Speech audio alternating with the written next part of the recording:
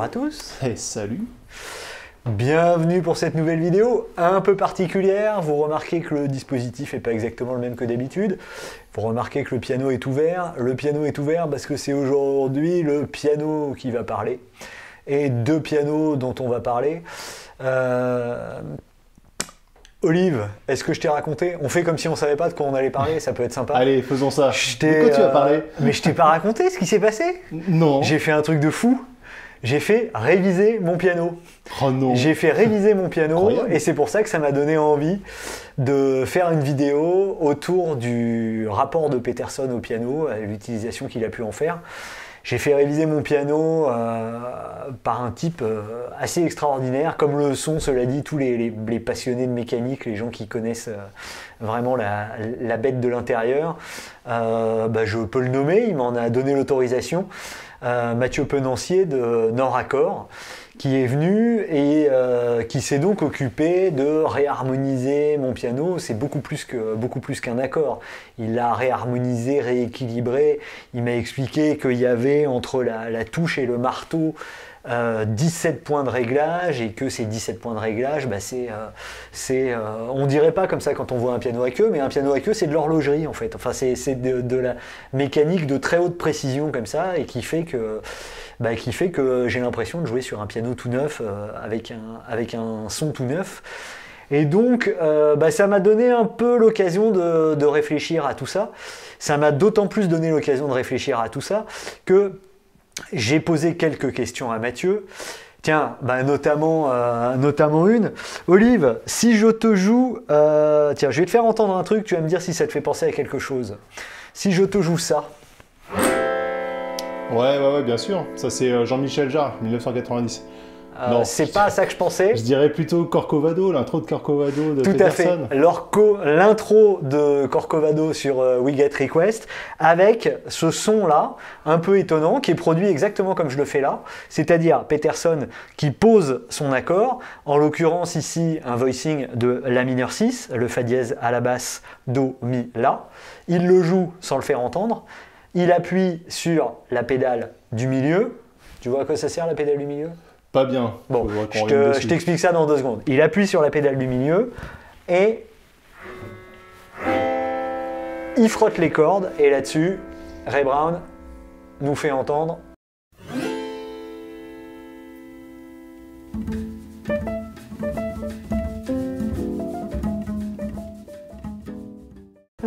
Et oui, Peterson qui attaque dans la résonance de ce truc-là. Alors, la pédale du milieu... c'est pas inintéressant d'en parler, parce qu'il y a beaucoup de gens qui pensent que sur les pianos à queue, comme celui-là, la pédale du milieu, c'est une sourdine, comme on en trouve sur les pianos droits. En fait, c'est pas du tout à ça qu'elle sert. Vous avez, pour aller très vite, la pédale de droite, qu'on appelle la pédale forte. Ça, vous connaissez le principe, vous jouez un accord, en fait, elle sert à prolonger vos doigts. Elle sert à prolonger vos doigts parce que, autant si je retire mes doigts, je joue mon accord, il sonne, j'enlève mes doigts, il sonne plus, parce que les étouffoirs viennent se mettre sur les cordes et étouffer le son qui vient d'être produit. Si je joue ça et que j'ai besoin de me déplacer, vous voyez que là, j'ai retiré mes doigts. Alors, ce qui est intéressant, je fais une petite aparté, mais c'est que les étouffoirs, on les voit là, je ne sais pas si vous les voyez sur la vidéo bien. Vas-y, essaie de soulever des... Ouais, donc c'est vraiment là que ça se passe. Et c'est là qu'il faut regarder pour comprendre ce qui se passe en fait quand tu parles des étouffoirs. Exactement, les étouffoirs c'est là. Le problème des étouffoirs, c'est que là on lève tous les étouffoirs du piano, de sorte que si on se met à jouer au-dessus, on a une espèce de bouillie. Et notamment si on a une progression d'accords, la progression d'accords, on ne va pas l'entendre parce que tout ça va être étouffé. Ça va être en fait comme si les sons n'étaient pas étouffés les uns les autres, et donc les harmonies vont se marcher sur les pieds. Ça va finir en cacophonie. Ça, c'est pour ça que c'est d'ailleurs à ça qu'on reconnaît assez souvent les mauvais pianistes qui mettent trop de pédales un peu partout. Ce que savent les bons pianistes, c'est que même si là vous croyez que la pédale, je la mets avec mon pied, en réalité la pédale, elle se met avec les oreilles. Ceux qui diront les plus rigolos exigent une certaine souplesse. N'est-ce pas? Ouais, je crois que je me suis compté parmi les plus rigolos là actuellement, mais bon, excusez-moi, j'ai fait ce que j'ai pu. Ça, c'est pour la pédale de droite.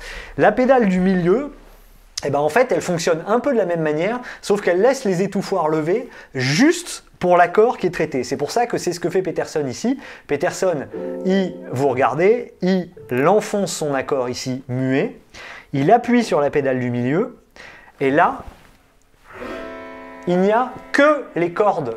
Vous voyez que mes deux mains sont là, ça continue à sonner, mais ça ne résonne que les cordes qui ont été actionnées avant par le clavier. Et si je joue au-dessus,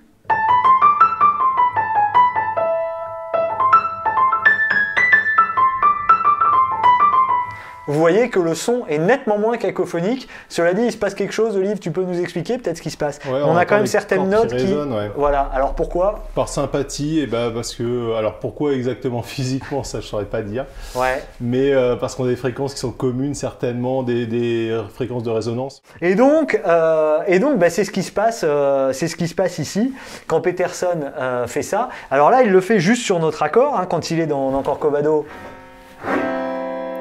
Voilà, mais il y a même, et il est à ma connaissance assez rare à le faire, j'ai entendu peu de pianistes utiliser cette technique, il y a des fois où il accompagne carrément des chorus entiers, des chorus de contrebasse, qu'il accompagne comme ça en transformant son piano en harpe.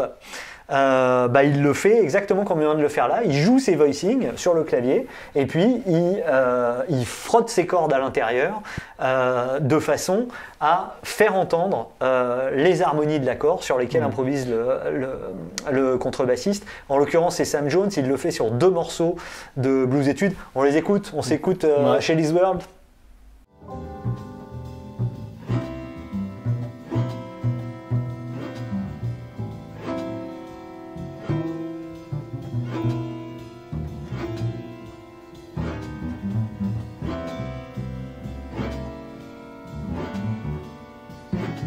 Ça, c'était donc Shelley's World, la 3e plage de Blues Etudes, et ils refont le même procédé avec le même Sam Jones sur la plage suivante. Bravo pour l'originalité, les gars.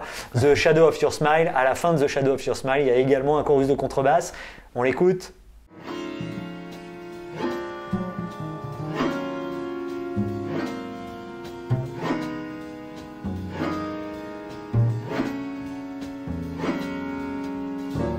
Voilà. Alors, ça, c'est assez intéressant parce que Peterson, évidemment, maîtrise le piano dans tous les sens. Là-dessus, je pense qu'on est à peu près d'accord que dans son mode de jeu le plus traditionnel, à savoir le doigt qui appuie sur les touches, Peterson a peu de compte à rendre à qui que ce soit. En la matière, il y a une maîtrise absolue. On le donne moins pour un innovateur, pour quelqu'un qui a utilisé des pianos préparés, des pianos de percussion, tout ça. Pourtant, Peterson a quand même joué avec tout ça. Je rappelle à ceux qui l'ignorent qu'il a oublié qu'il a joué certains albums sur un clavecin. Il a improvisé du jazz sur le clavecin. Il a joué de l'orgue de temps en temps. Bref, il a fait quelques petites choses rigolotes, et notamment cette chose-là, d'improviser comme ça. Et donc, j'étais en train de poser des questions à l'accordeur autour de cette pédale du milieu, en lui demandant comment elle s'appelait, quand est-ce qu'elle avait été inventée. Il n'a pas su me le dire très précisément, mais en tout cas, c'est une invention quand même relativement récente, la pédale du milieu. Et il faut bien le dire, elle est assez peu employée, à la fois dans le jazz et ailleurs. Mais Peterson, là, ici, lui trouve une utilisation. Et puis, de fil en aiguille, j'en suis venu à parler à mon accordeur. Je lui parle de cette chaîne sur Peterson, qu'il ne connaissait pas encore. Comme il paraît qu'il y a encore 2-3 personnes qui ne connaissent pas cette chaîne. Tu savais? Très peu, je pense que c'est très peu. J'étais sidéré quand il m'a dit ça, mais visiblement, il n'en avait jamais entendu parler. Je lui parle de ça, et là-dessus, vous imaginez quel fut mon émoi quand il me dit: j'ai rencontré Peterson, j'ai accordé les pianos de Peterson pour ses derniers concerts en France. C'était en région parisienne. Il n'a pas su me dire si c'était en 2005 ou 2006. Moi, j'ai vu Peterson au Palais des Congrès en 2005. Il m'a dit que c'était pas au Palais des Congrès, donc ça devait être pour un autre concert. Mais en tout cas, il a donc croisé Peterson et il a préparé son piano. Et j'ai donc appris 2-3 petites bricoles, notamment qu'il avait à cette occasion-là, en fait, c'est plutôt un hasard, c'est que Peterson jouait sur des pianos qu'on appelle des Bösendorfer Impérial. Bösendorfer, c'est la marque. Peterson a joué beaucoup sur Steinway, il a joué un peu sur Yamaha. Yamaha, c'est le piano sur lequel je joue ici. Alors, c'est pas des pianos qui ont le même gabarit mais en tout cas Peterson a joué chez Yamaha. Et puis ensuite, il adorait les Bösendorfer, et notamment le Bösendorfer Impérial, qui a pour caractéristique, on l'appelle Impérial, parce qu'un piano normal comme celui-ci a 88 notes, de ce La ici à ce Do. Un Bösendorfer Impérial, il a une sixte en plus, c'est-à-dire qu'il va du La au Do. On rajoute encore une sixte en dessous, et ça fait des sons qui sont extrêmement bas. L'accordeur lui-même m'a dit, d'ailleurs c'est généralement plus pour doubler à l'octave. Cela dit, assez souvent Peterson joue vraiment dans le très grave, hein. Vous l'entendez sur ces enregistrements en piano solo, il va faire des choses comme ça.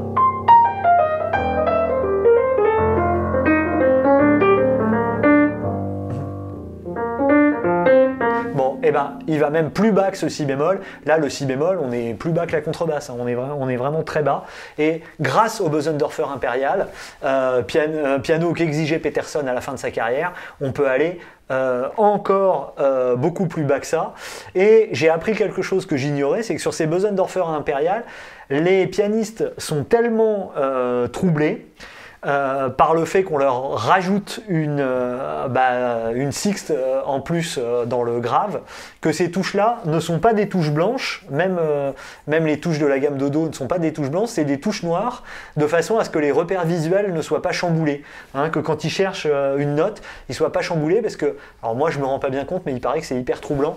Olive, tu peux peut-être confirmer, tu as récemment joué de la basse à 5 cordes. Notamment avec mon essai de jouage de basse à 5 cordes, qui fait qu'on rajoute une corde grave à la corde de mi dont on a l'habitude.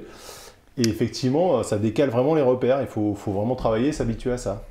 Voilà, et donc pour qu'on puisse quand même s'y retrouver et avoir ses repères sur le clavier, sur le Bösendorfer Impérial, les touches du bas devraient être des touches blanches. À l'endroit où ça devrait être des touches blanches, en fait, ce sont des touches noires. Par ailleurs, c'est de l'aveu de l'accordeur et de tous ceux qui en ont déjà joué, c'est pas mon cas, des touches qui sont plus anecdotiques qu'autre chose, hein, parce que c'est vraiment pour doubler des basses, mais en réalité, même à accorder, ça épaissit le son finalement. Voilà, ça épaissit le son, mais c'est pas très intéressant, et quand on les joue purs, c'est un son qui est pas très élégant. Enfin, c'est quand même assez pâteux.